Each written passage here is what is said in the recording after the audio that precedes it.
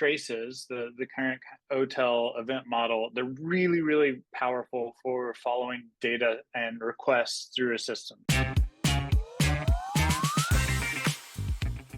I'm Winston. I'm a product manager here at Honeycomb, and today I'm talking to front-end observability and overall observability expert, Hazel Weekly, who is a developer, an SRE, currently a principal architect. Thank you so much for joining me, Hazel. Hey there, thank you. I'm really excited to be here and I can't wait to get started.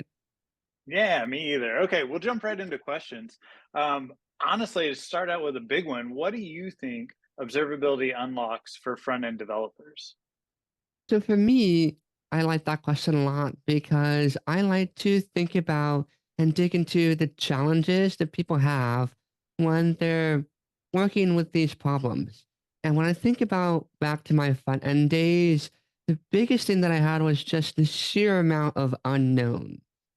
So in the back end, you at least have the operating system. You can figure out the computer. You have the life cycle, kind of figure it out. You know where the database is. But in the back end, those are still a lot of questions. In the front end, now I have all those questions. And then also I have all the questions about the user. Is their internet working? Is their browser working? What version of the browser is it? I don't know. They probably don't either. And then are they running any browser add-ons? What are they doing? Do they know how to reset their state? They probably don't. So if they run into a problem, they're not going to know how to fix it. And everyone's going to have a unique different small little problem, and it's just going to exacerbate the whole situation. So in the front end, the thing that I need more than essentially almost any other field is really that high cardinality to be able to dig into why is this user having a broken thing. It's so true. I have a question for you. The Yeah. browser's event model is really complicated and it has this different mental model than what OpenTelemetry and a lot of existing observability stuff does. How do you see the ecosystem and observability tooling and the overall landscape addressing and continuing to meet that impedance mismatch as people start to really embrace observability in the front end? Great question. For us at Honeycomb, we're thinking about this a lot, and what we kind of realized is that traces, the current OTel event model, they're really, really powerful for following data and requests through a system. So no matter how many services you have, you can follow that data through, see the trace, understand the duration, and find opportunities inside the trace for either optimizations or where things are going slow and dig into why. But that does fall apart on the front end because a user session, like you said, can last, anywhere from, seconds all the way to hours. It can genuinely be all day for modern browser apps.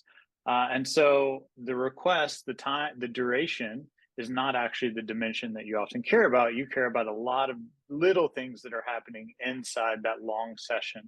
And each one of those may actually be best represented by a trace. So you have an API call, or user interaction that generates a state change, or any sort of page navigations, all sorts of things like that.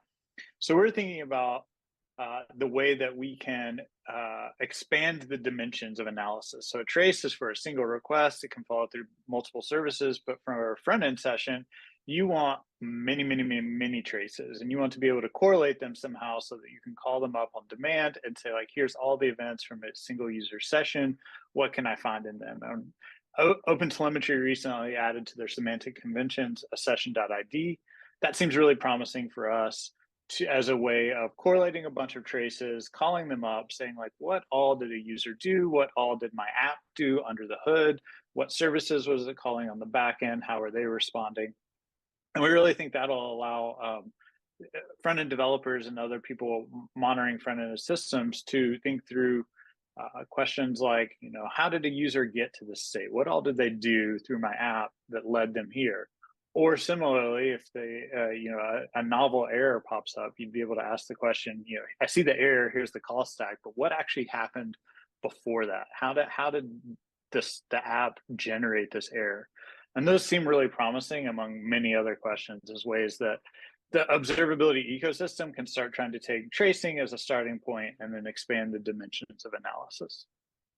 Well, that's all the time we have. Thank you so much for joining us, Hazel. It was so lovely to talk to you. Thanks for having me here, Winston. It was really lovely, and I can't wait to talk with you again.